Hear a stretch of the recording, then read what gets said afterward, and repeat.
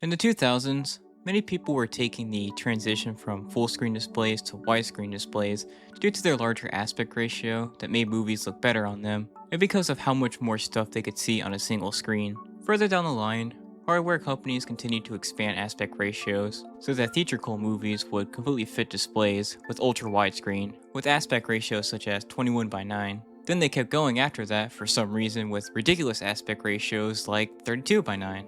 While modern consoles still don't have ultrawide support, many PC games have had such an option for years now, but of course, a PC can play more than just games optimized for it. You see, OSs nowadays can emulate various retro consoles like the PlayStation and Gamecube. However, majority of the games for older systems weren't made with ultrawide screens in mind because they didn't exist really. And some didn't even have widescreen support due to it not being a standard for a while. But that didn't stop gamers from trying to enjoy these old games on their fancy new widescreens. They created ways to render virtual environments past 4:3 and 16:9, and in this video, we'll be talking about ultrawide support via emulation of these retro consoles.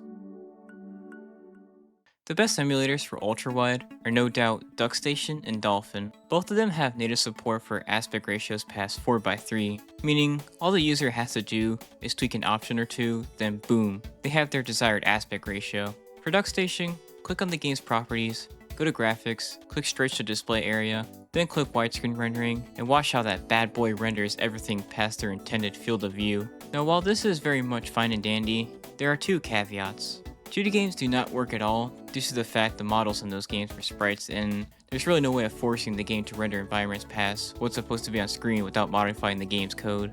This is also true for 3D games with pre-rendered backgrounds like the Resident Evil games.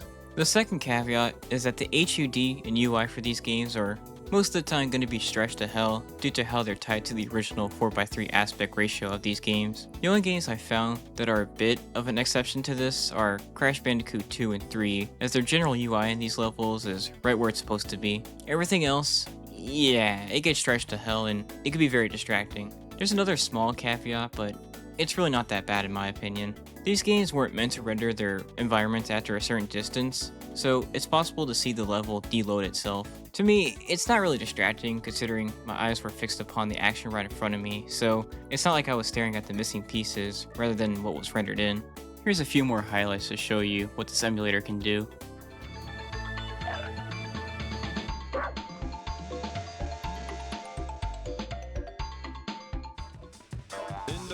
In the snow. In the rain or in the Got the funky flow. got the funk flow. In the rain or in the snow. In the rain or in the Got the funky flow. got the funk flow. All your weapons.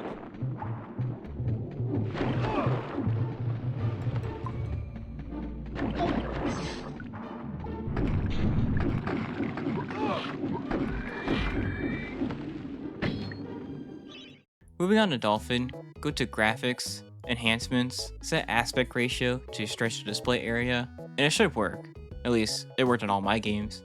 Unlike Duckstation, I was able to get every 3D game working with this emulator, and unfortunately, just like Duckstation, it has that same stretching UI and HUD effect. I couldn't find a game for this emulator that had the exact same deloading issues as Duckstation. Sure, certain objects would deload at a certain point, but the environments themselves stay, so there's no big pieces of nothing to distract the player.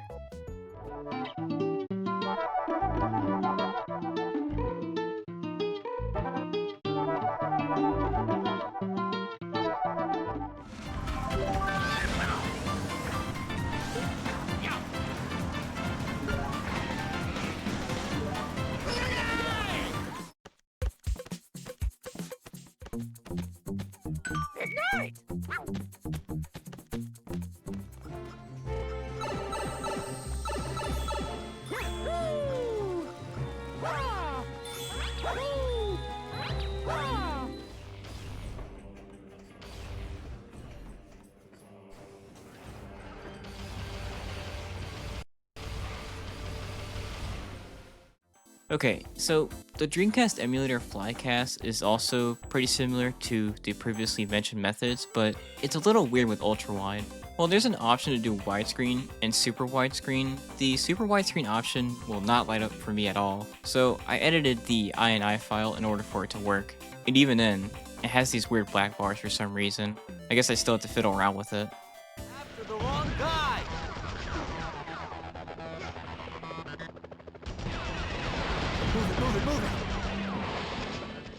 Just for the record, all these emulators also work with super ultra wide resolutions, which include aspect ratios like 32:9, and here's a little compilation of what they look like.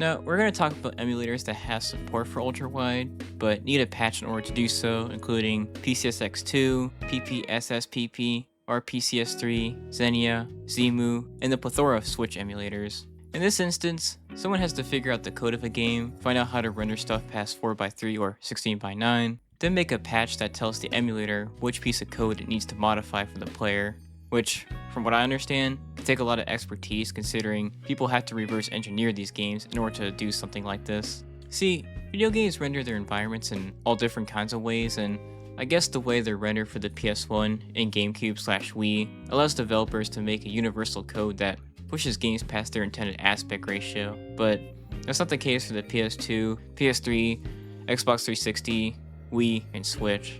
Either that, or the fact that PCSX2 had widescreen patches for pretty much every game in its library, and the fact that PS3 and Switch and the Wii U already had widescreen support for every game on them. So what's the point of a universal widescreen hack if there's already working patches for every game? Why does widescreen matter if we're talking about ultrawide? Well, ultrawide users are only a fraction of gamers, as opposed to pretty much the entire population of gamers nowadays that have a widescreen display or TV. So a lot more people got to work in making widescreen patches for games stuck in 4:3 a lot faster than the small portion of gamers that can code and want to make ultrawide patches for these emulators. And widescreen patches didn't need to be made for PS3, the Wii U, or Switch games because they already have native widescreen support. In any case, PCSX2 certainly has better ultrawide support than RPCS3 or the Switch emulators. You see, while there's only a handful of available ultrawide patches for PCSX2, users can take one of the pre-existing widescreen patches I've mentioned,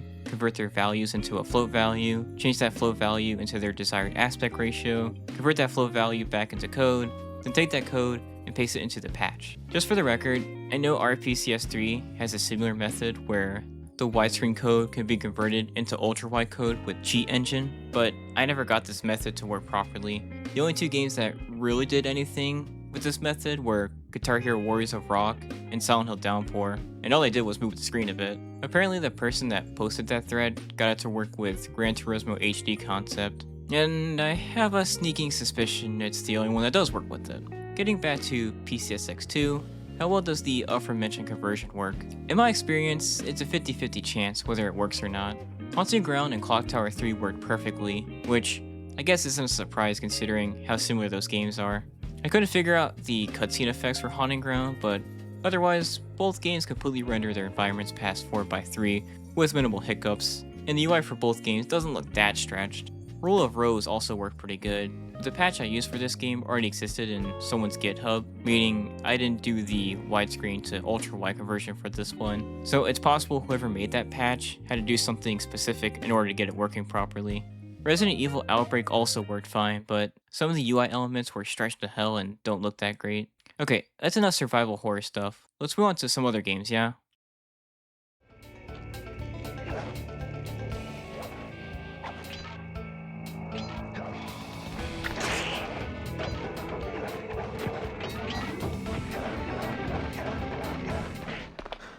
Hey!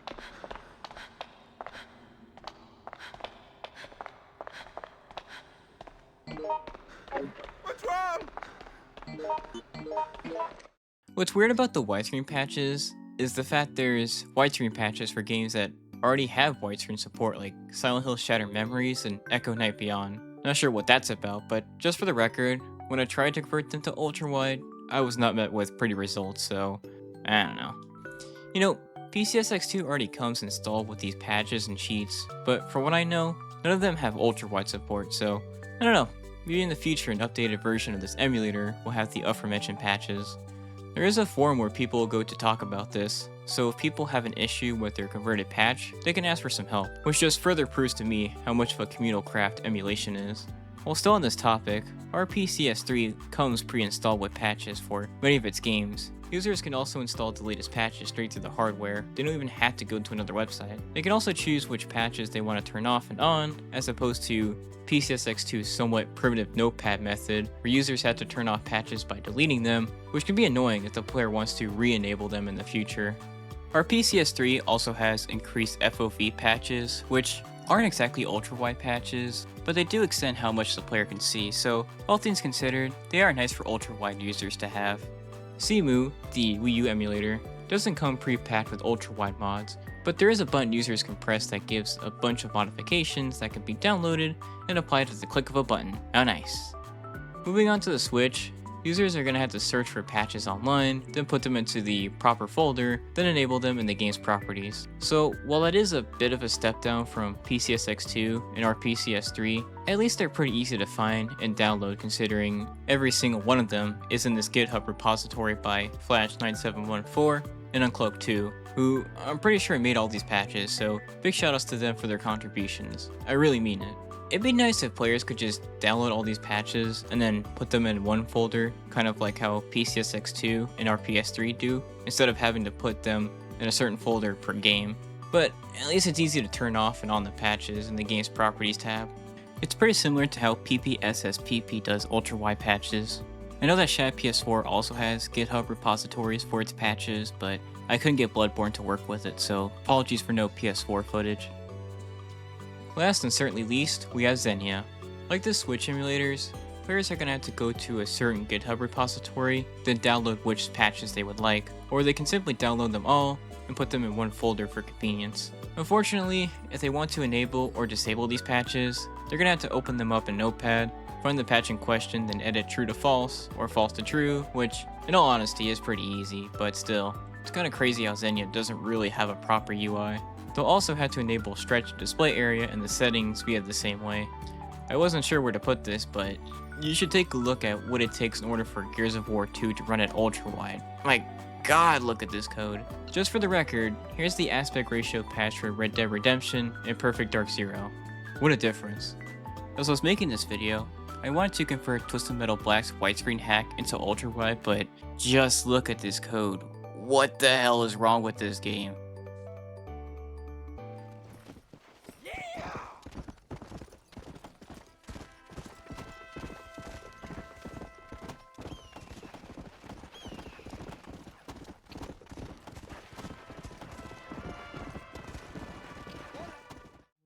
One thing developers are starting to do nowadays is recomping Xbox 360 games with Rex glue, or maybe it's REX glue, or RX glue. What does any of that mean? Well, a recomp is when developers create a specific emulator for a game that runs the game perfectly. It has some other features that come with native PC ports like ultrawide patches and unlocked frame rates.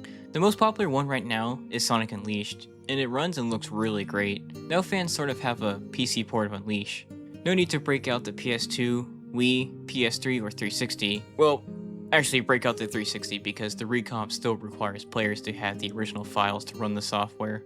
Beyond recomps, there's also decompilations, where developers reverse engineer the code of a game and try to figure out which functions or purpose each string serves. Then once they know everything, they essentially have the source code for that game and can practically make a port for any platform. These ports can allow for things like ultrawide support and uncapped frame rates, like in the footage I'm showing you. So it totally makes sense for 3D consoles to have widescreen and ultrawide support considering the wide open nature of these games, but what about 2D consoles like the NES and Genesis? Well, results are varied. There's an NES emulator called Another NES Emulator, which implements a technique called Wide NES, which maps out NES games in real time. But since that console has a very specific way of rendering its environment, things can get freaky real quick. The Wide NES website actually goes into detail as to how its code works, and it's really neat. It'd probably be more interesting to me if I knew everything it was talking about. From what I know, the Game Boy emulator YGB runs in a similar fashion. I tried to get both these to work, but I couldn't figure out how to, and there's a small amount of documentation on these softwares, so apologies for not being able to show appropriate footage. The SNES and Genesis work okay with the ultrawide stuff. Their biggest issue is the image seems to duplicate itself past its normal barriers, but still loads in enemies as normal in those repeated images. Other times it straight up doesn't work. Yeah, that's kind of why the older 2D consoles are here instead of at the beginning. They don't work as well as 3D consoles.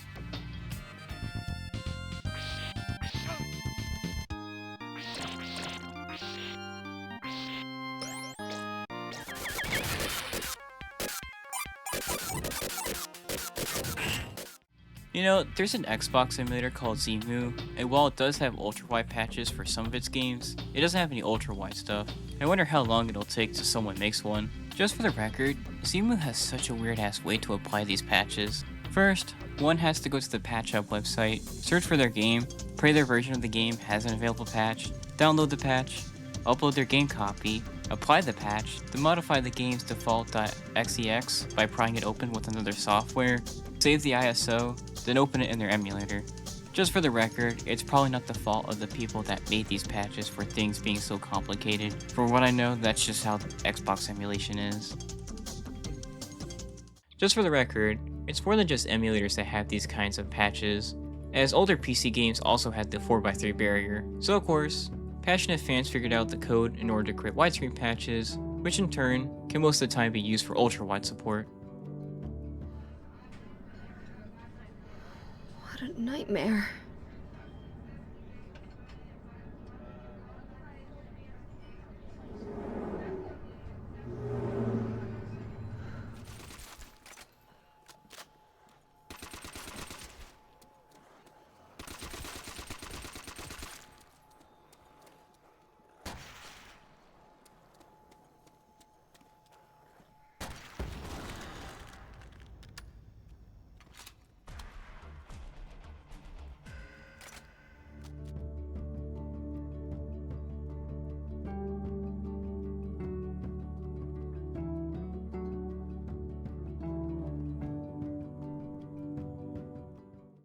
Well, that's everything for now. It's really cool to see what modern technology can do to our favorite games and make them look better than they could on original hardware. I found it quite surprising that the NES and Genesis had widescreen support considering how different they render in their environments compared to 3D consoles like the PlayStation. Now, while not everything is perfect with these methods, and some games don't have the ability to go past the 4x3 barrier, it seems ultrawide is pretty spread evenly across all kinds of emulators with promising results, so who knows, maybe one day ultrawide support will be an easy to apply thing to all emulators. Thanks for watching the video, and I hope you have an amazing day.